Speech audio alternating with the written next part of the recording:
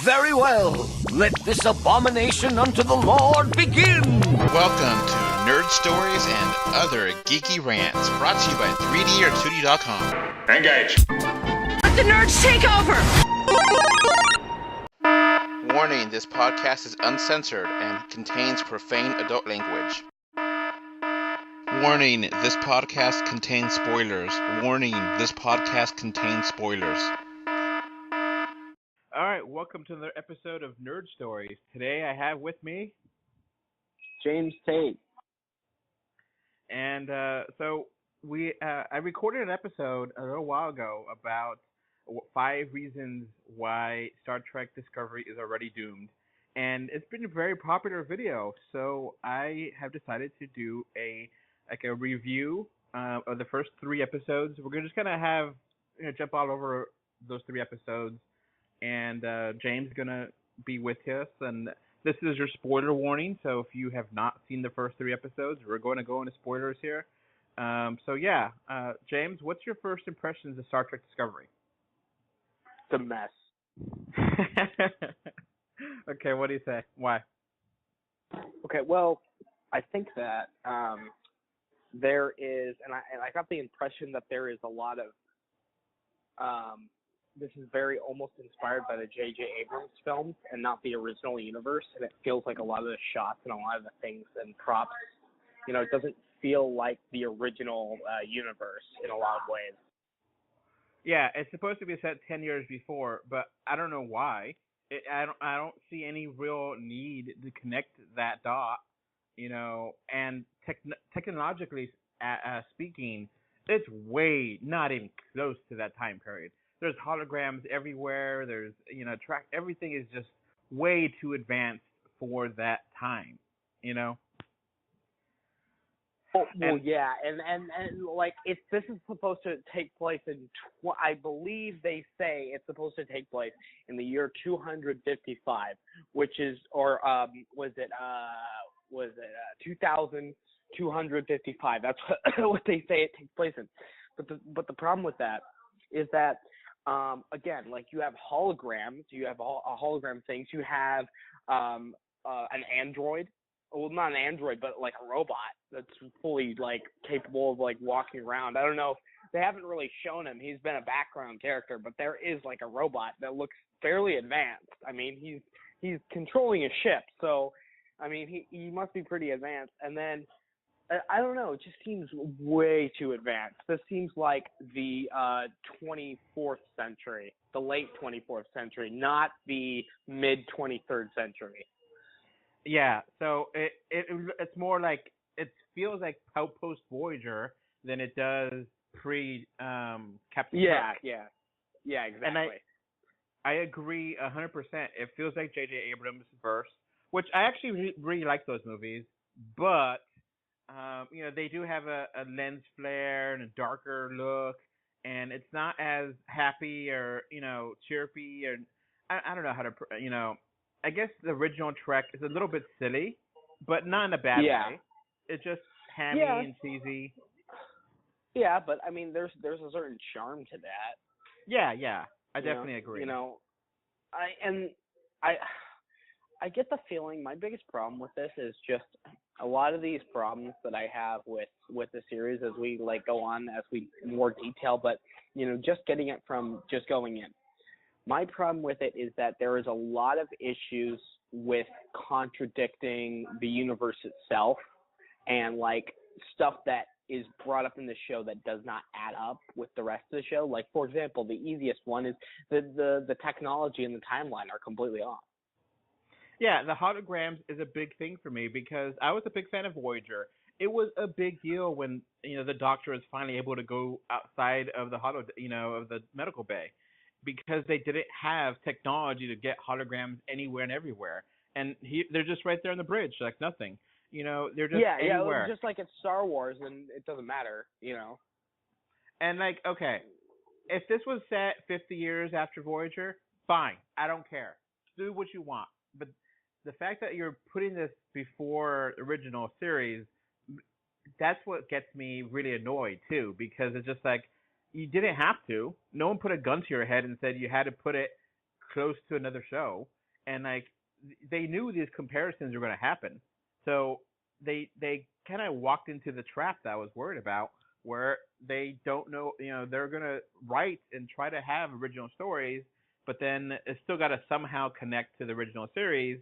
But then the original series is weird because technically speaking, the Enterprise is out there. Yeah. There's the first episode of the original series. Captain Pike and Spock have an adventure, and it's a different crew, but they're out, and it's a whole menagerie episode is basically a prequel to the original series, and it is canon, and it is set in 10 years before. So this is the same time period as that, but it doesn't feel like the same time period. No, it doesn't at all. And another huge thing I was hearing this complaining about a lot. I cannot stand the new version of Klingon. I do not like them. They're so different. They look so different. They act so different. I have no idea why they even called these Klingons. This should be a new race.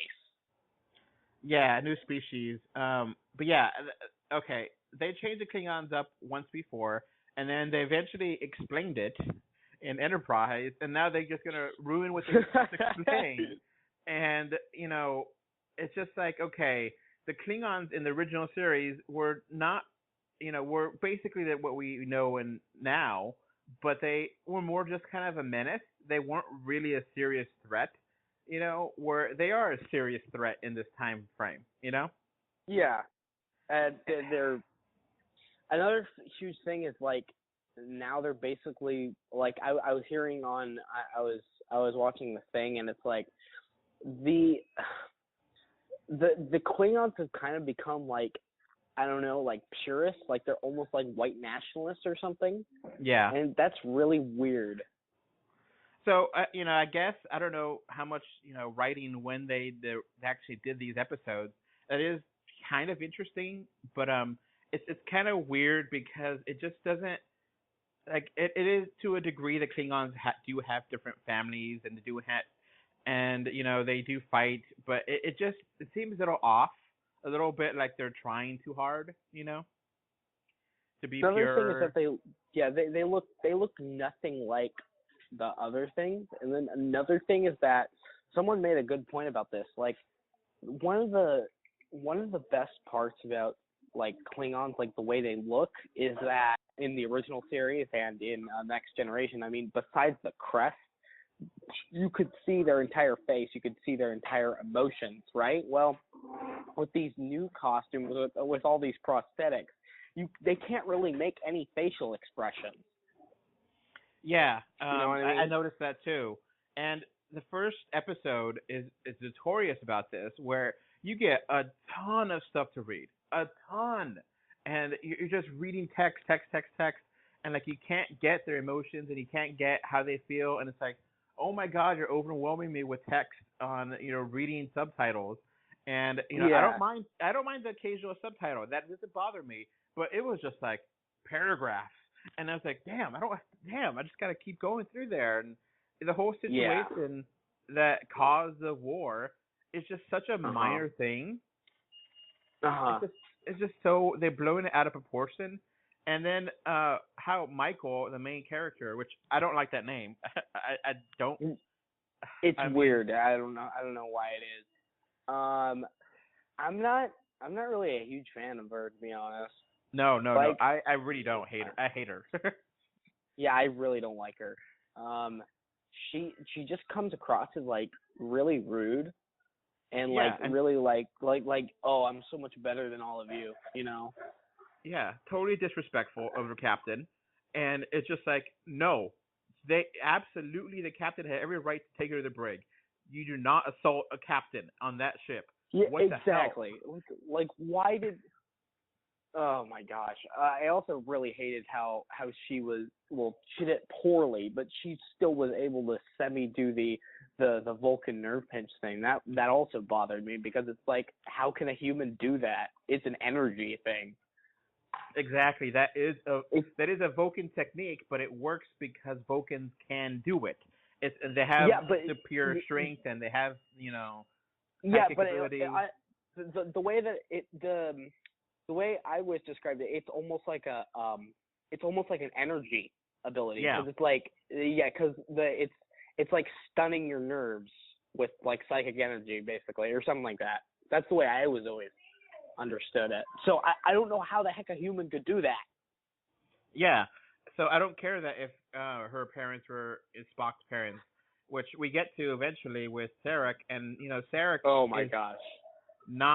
Is just bland, and I guess they're trying to not have emotion, but I don't like him at all. I don't like how Sarek because when you think about it, why was Sarek nice to her but not nice to his own son?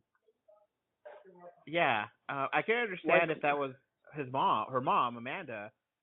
But I mean, Sarek is not supposed to be a cuddly, nice kind of, No, someone made another good point about this.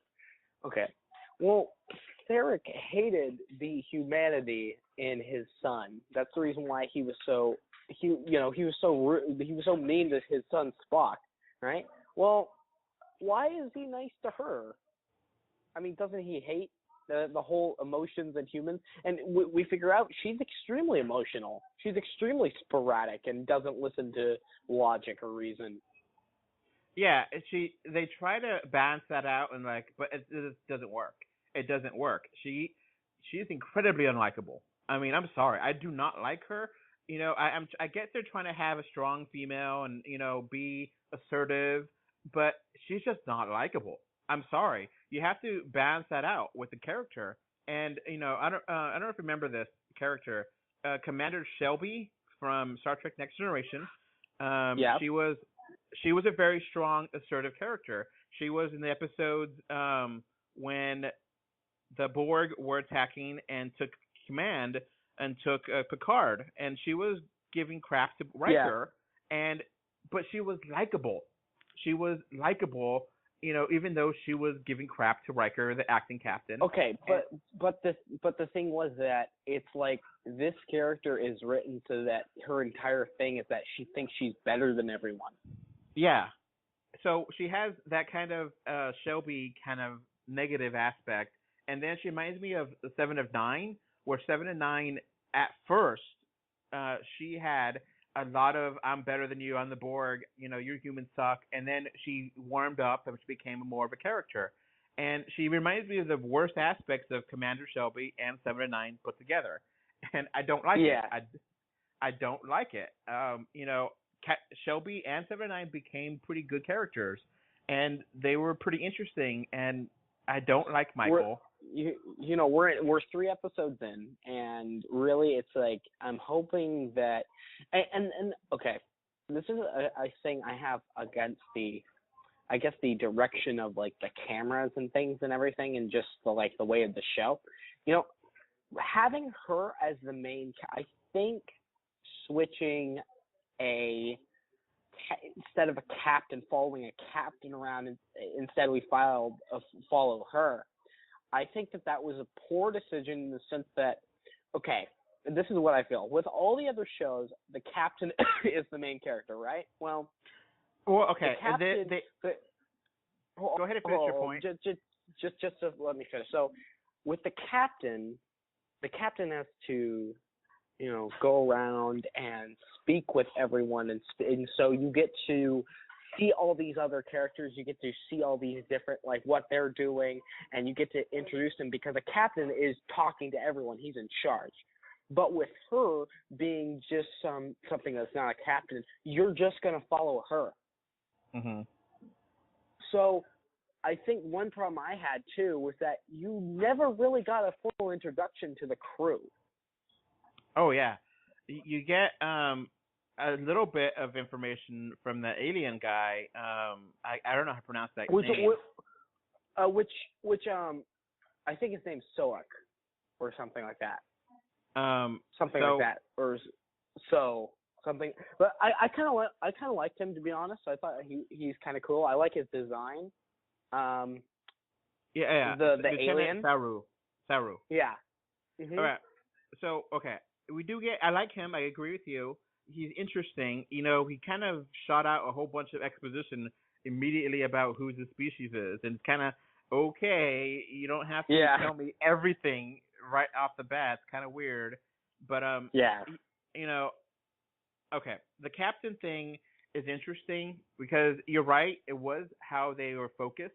The focus of the shows were on the captain, but it was mostly an ensemble crew. It was about the entire main crew.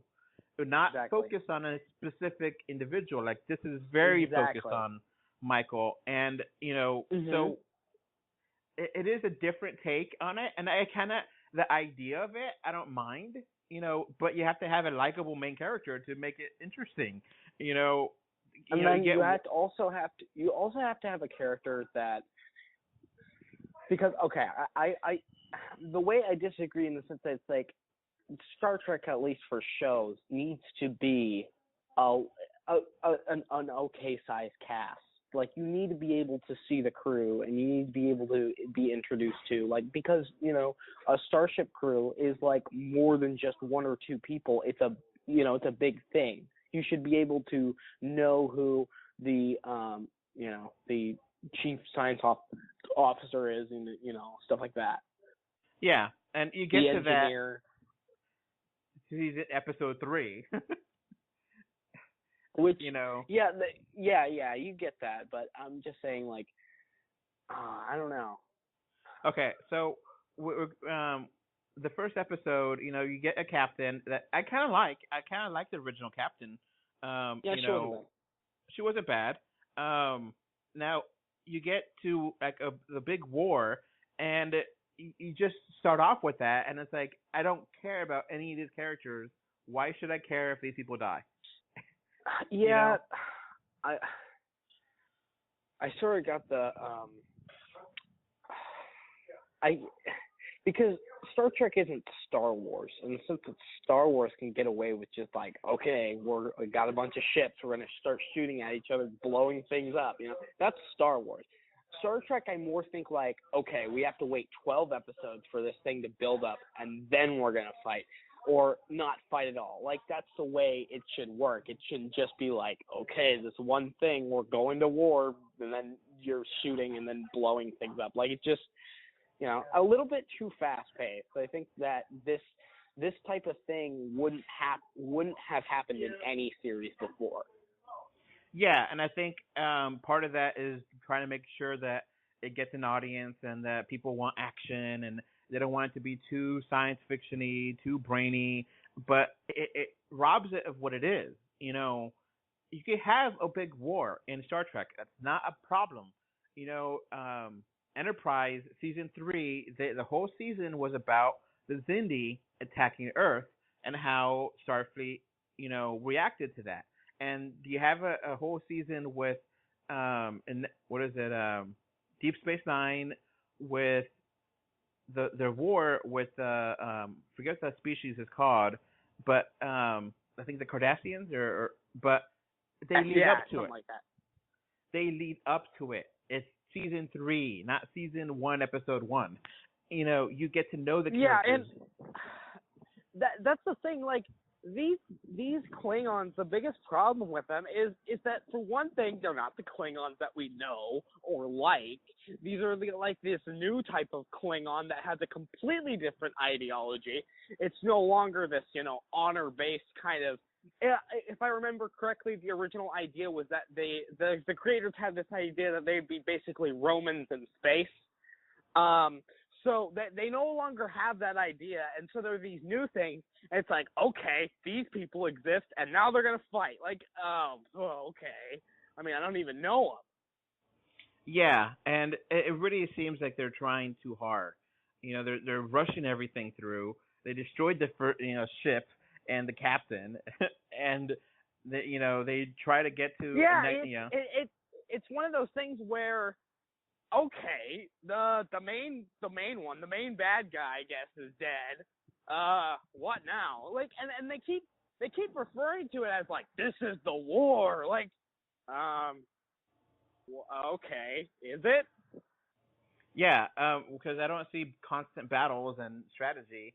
She goes, so in the episode 1, you're like, okay, what's happening now? Episode 2, Sarah has like this vision in her head, which is like, okay. No, I was hearing like there was actually a bunch of Star Trek fans that were spurting about that. They were really mad. Like, I'm able to mind meld with you on the other side of the universe or something. It was just really weird.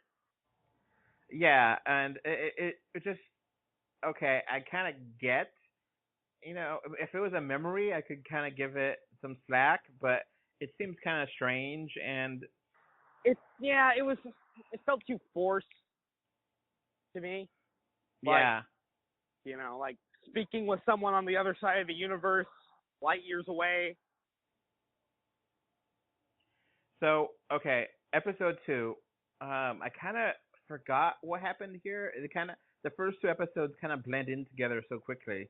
Okay, the second episode is mainly just fighting. There's a bunch of, ships blowing up. And then that's when, okay, spoiler alert, of course, Michael assaults the captain, tries to take control of the ship, but then she realizes, hey, wait, if we kill the main Klingon, then he'll become a martyr and they'll become mad. So, or there'll be more, if he'll become a martyr. And then what happens, as people were pointing out how stupid it was, they board the ship, they board the Klingon ship, they battle the Klingons, the main Klingon kills the captain, spoiler alert, of course, and then, of course, she just loses it and shoots the guy. So, I mean,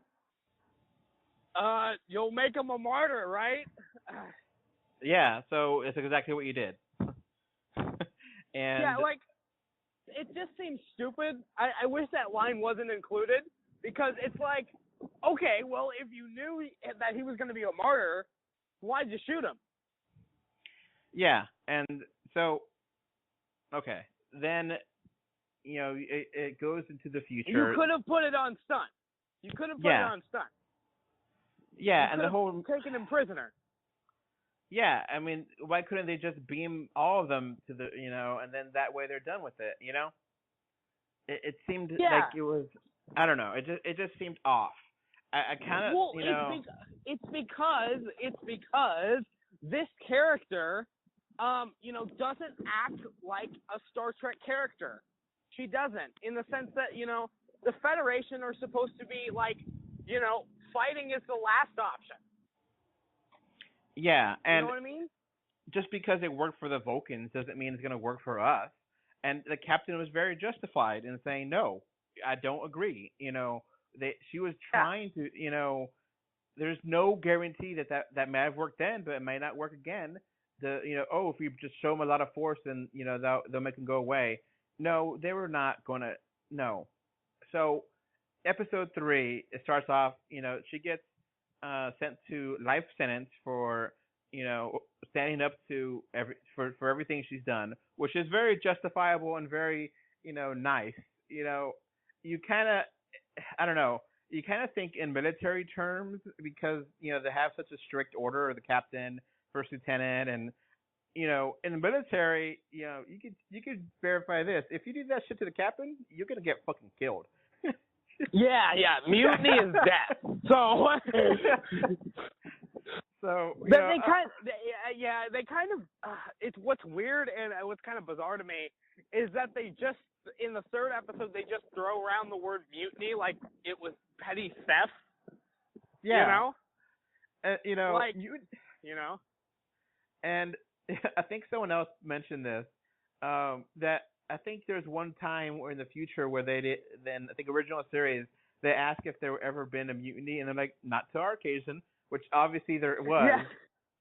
And sorry for cussing, but whatever. I mean, that was a huge deal in the original series when Spock took over the ship, and it was like, oh, did he mutiny?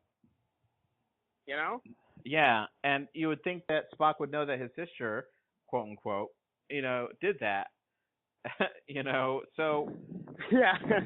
You know, I guess they're more advanced in the future and they don't have death penalty, which makes sense, fine. But it's still okay. So she's getting transported to some facility, which I don't know why it's taking them 6 months to do. You know, you would think that she'd already be there. Yeah. That they would, you know, get everything to get her out of the way because she is a It's like danger what? to, you know, people. It's like what? Yeah, what a slow ass war if it's taken 6 months and nothing's happened since, you know. So then the Discovery intercepts, I guess, the shuttlecraft and takes everyone on board, and then like the person that was driving the shuttlecraft dies. I was like, huh? Oh yeah, well, okay, that was a really confusing scene because in the beginning of episode 3, what happens is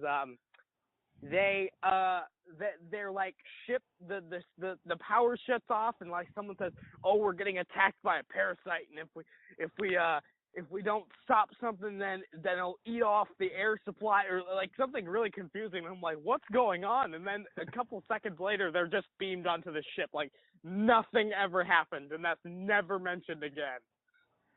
Yeah, and it was kind of interesting for a second, and then it was like, oh, okay, well, that guy. So then they're like, oh, you know, now Michael is totally depressed and sad, and he just, you know, dead weight almost to watch on the show, and she's like, I don't want to be part of this, I don't want to do this, and then she starts to fight in the cafeteria, and then the captain is like, has like, I think a real bullshit excuse of why he wants her on the ship, and says, well, you know, they give me full authority to do what I want with the war, and you're one of the best we could do. And I was like, that's a cop-out. I'm sorry. No. It's because of Deus Ex Machina. That's why.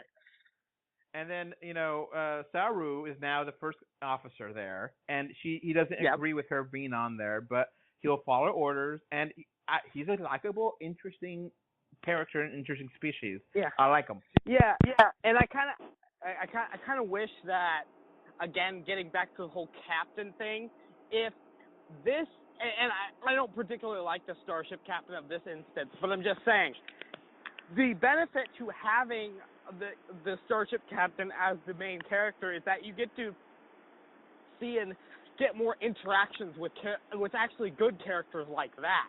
I'm saying that with a starship captain, with someone who's in charge, where you constantly get to see the rest of the crew, if you don't like one particular member, like let's say Michael, then you don't have to see her because she's not there all the time. You can go over and see other members of the crew.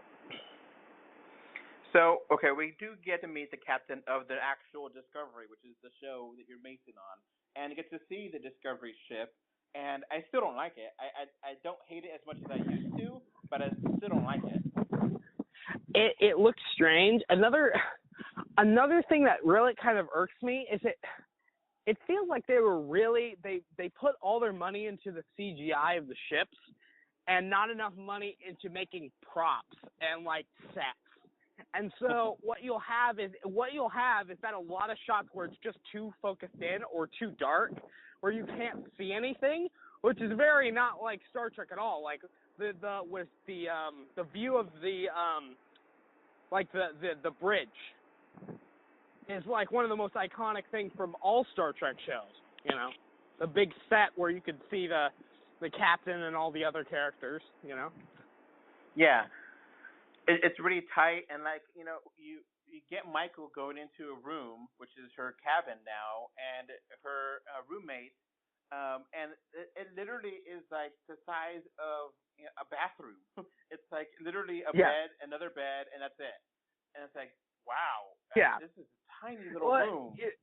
And what's unfortunate is that, you know, some of these rooms, some of these props and everything, like the way that they're set up, the original series had better rooms than this.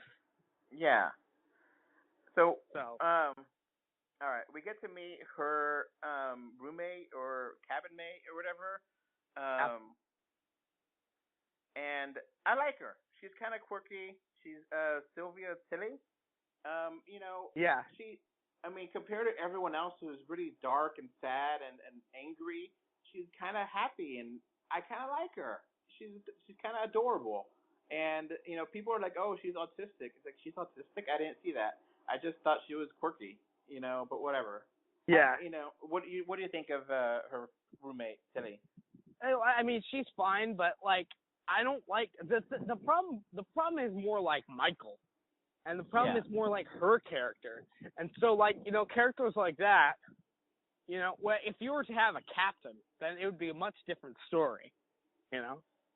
Yeah. So then we also get get to meet the captain, which is played by Isaacs, and I don't like him either. I don't trust him. Jason Isaacs plays Gabriel Lorca. It seems like he's playing a villain almost. Yeah. He seems like he has ulterior motives.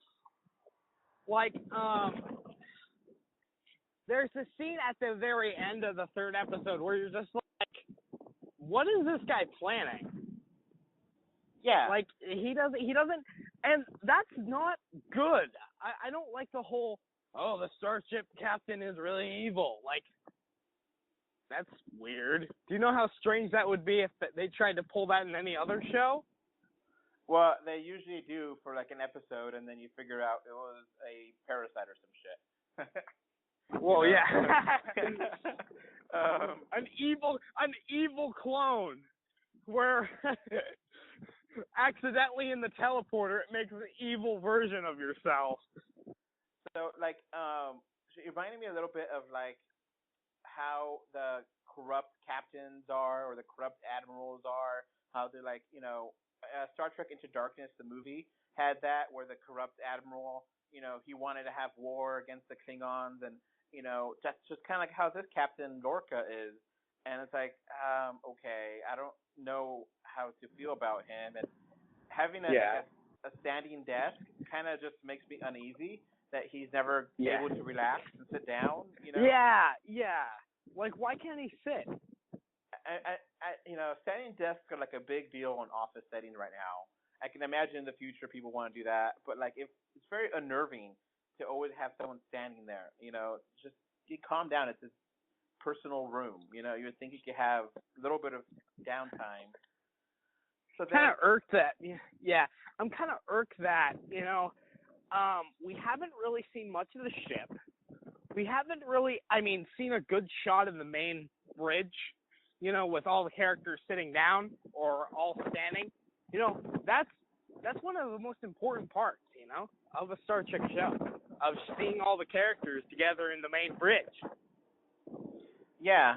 So then we also get Paul Stamets, the, I guess, science officer, and he was like studying some mushrooms in space or something. Yeah. I mean, it seems like something that the Federation would do, to be honest. Yeah. And then when they actually when they test out the technology, it's like, okay, that's way super advanced stuff that should not be. You could use these mushrooms to travel, thousands of light years in nanoseconds. That's insane. Yeah, like, that is way too OP. I don't know how the heck they are going to... I bet the people who are writing, like, the Star Trek, like, universe, like, thing, like, guidebooks, I bet they're, like, basically dying right now because of all the continuity errors, that they're going to have to try and fix. So then, like, apparently the whole universe is connected to this fungi, and it's like they're trying to travel onto their, muscles, and it's like Avatar shit. But Star Trek. And, the science guy is all mad because he was just trying to study it, and then they're trying to use it to beat the war, and it's like, okay. They kind of just, dump. He, has like 3 sentences of, techno jabble, Garvin. Yeah. And it's like, okay, am I supposed to understand what this means with your, super advanced quantum physics or whatever crap, Yeah. So then they go to the other ship. Yeah. And then there's like a horror scene. I kind of like that scene though. Yeah, I thought that was cool. It wasn't very long, but it had a very Alien-esque feel.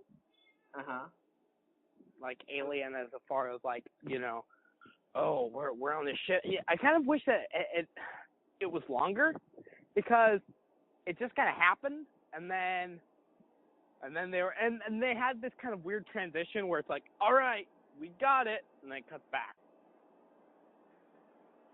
Yeah, and like there's a Klingon there that shushes them. I thought it was funny. And then like everyone's like, the Klingon shushes us? What? Yeah. And there's like some monster there, and then like, you eventually find out the captain got the monster, and like they're trying to get the information from the ship, and it's like, okay, what's going on with the captain? He has like he has like a thing of monsters or something. I don't understand this, you know. Okay. Like, why is he collecting them? Yeah. You did say the special effects are really good, which I totally give it props to.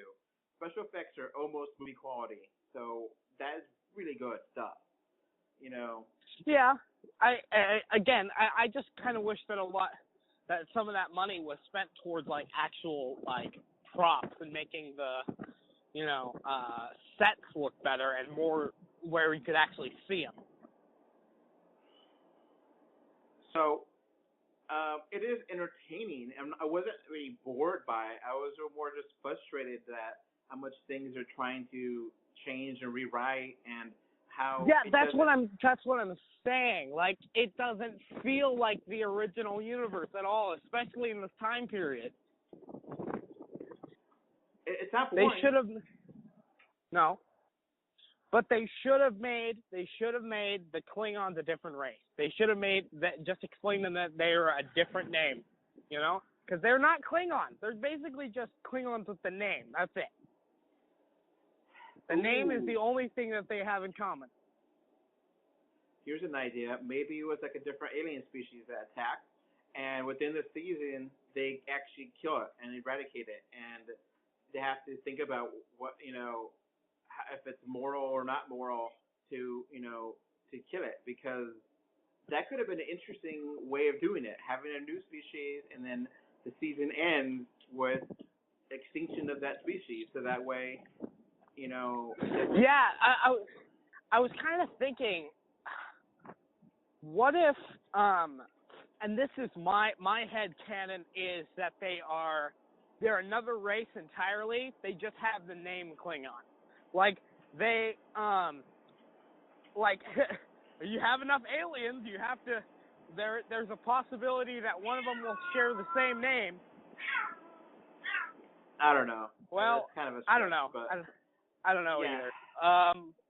But what I have is, like, you know, these aren't the same.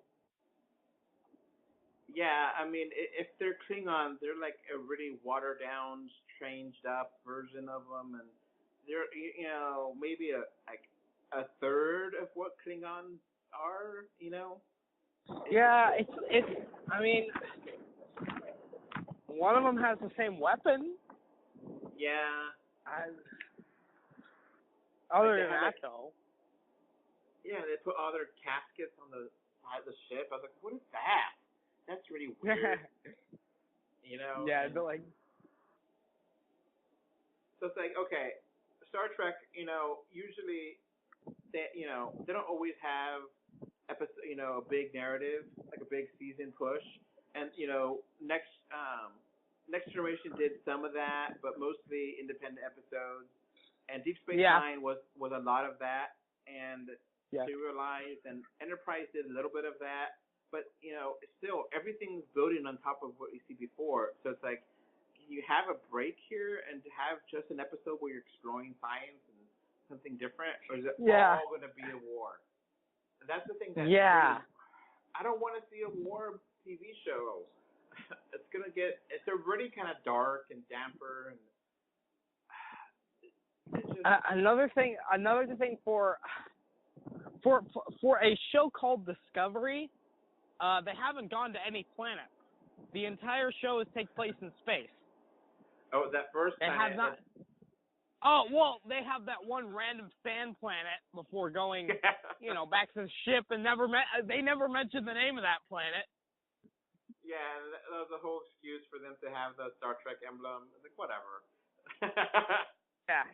It's kind of clever, but kind of too cute, too. And it's like, okay, sure. So, yeah, okay.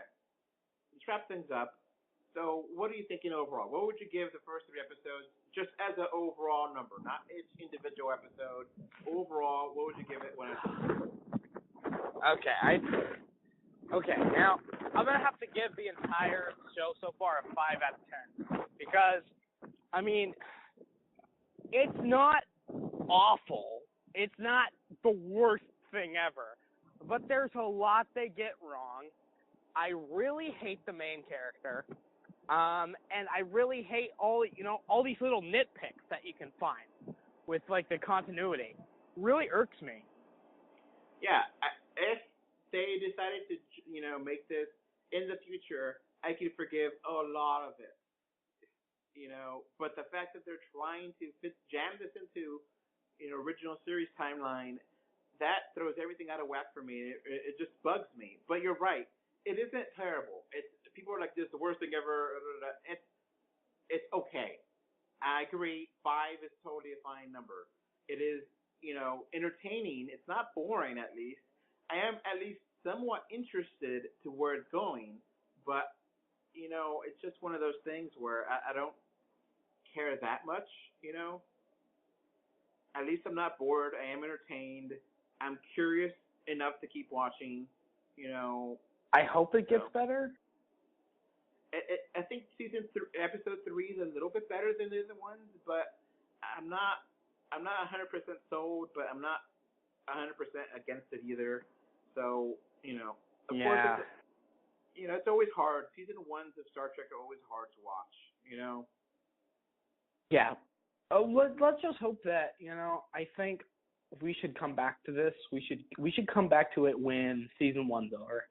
And we should really just kind of, because, I mean, who knows? Maybe it just has a bumpy start. Maybe it'll get better. Maybe there's time travel that ruins everything. Maybe there's Q that comes in and just screws everything up too.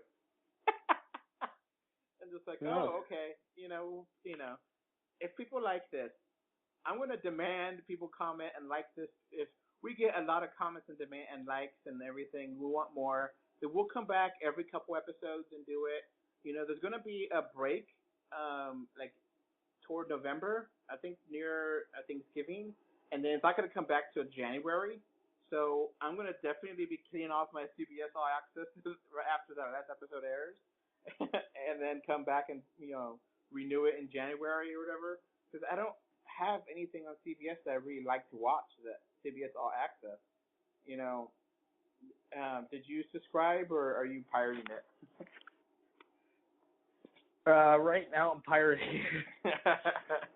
So I subscribed. I got without commercials, and it, it plays well on my, I watched it on my phone or on the Apple TV, but it's still, we'll come back every couple episodes and do like a recap like we did now. I don't think we have time to do one every week or every episode, but I want to see people comment and see what you guys think of this. If you're interested in more of these reviews, so comment below, tell me what you think. Did I cuss too much? Anything else you want to say, James, before we wrap this up? Just that I hope that it gets better. I mean, I've watched a lot of the original series, and I've always been a big fan of The Next Generation. And, it doesn't get, there's no joy in, slamming this franchise, basically, because I really like it. So that's what I say. Like, I'm not a hater at all. I want this to be good. That's all I have to leave on. Yeah, and I want it to be good too. I love Star Trek so much, and I watched all the original series to prepare myself for this. And of course, that was a complete mistake because it really has no association with the original series. But it's fine. And I hope it's not as dark the whole time. I don't want to watch dark dreary TV shows all the time with war, and I want to lighten it up. That's what the original series was, and I want it to be more fun. You know, life is kind of hard, and I don't want to watch entertainment that's sad and depressing every time. You know, so Yeah, I mean, we had was